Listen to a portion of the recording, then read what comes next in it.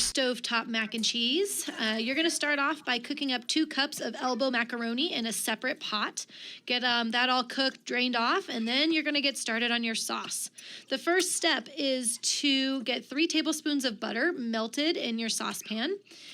You want that to get completely melted before you start adding in your cornstarch. So that's my cornstarch now going in.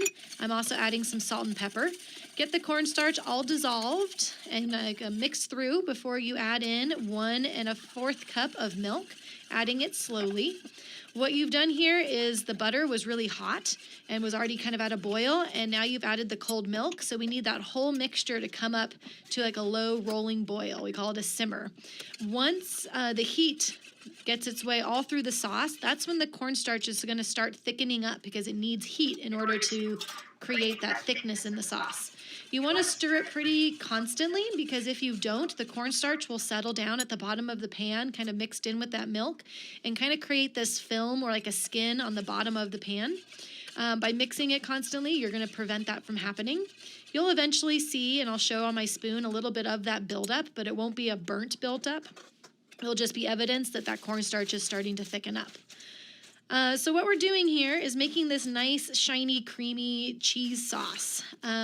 In order to do a nice creamy and not like a stringy or greasy sauce, is you need to make sure that a couple of factors are in play. So what that means is you need to have something that keeps the fat globules, I love saying that word, from separating out and pulling.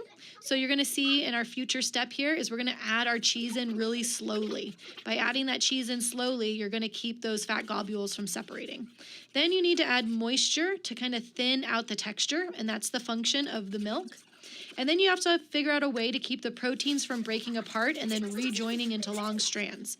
So you need a thickener or a stabilizer, and that's where that cornstarch comes into play. So soon here, you're going to see my sauce is going to be thickening up. And you're going to, once it's bubbling, this kind of butter and cream mixture, it's time to add your cheese. So now it's boiling. I'm going to add my cheese in 1/4 cup increments. So it's a total of 1 1/2 cups of cheese, but 1/4 at a time is going to go in. My little helper is helping me. She's stirring in until the cheese is melted, and then I'm adding in those new batches of cheese.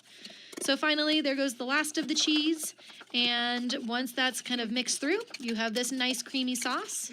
And the last thing you have to do is take your cooked pasta, those elbows, add it into your creamy cheese sauce, mix that all together, and now you have from scratch homemade stovetop mac and cheese, which is creamy and delicious and will make probably everyone in your house quite happy.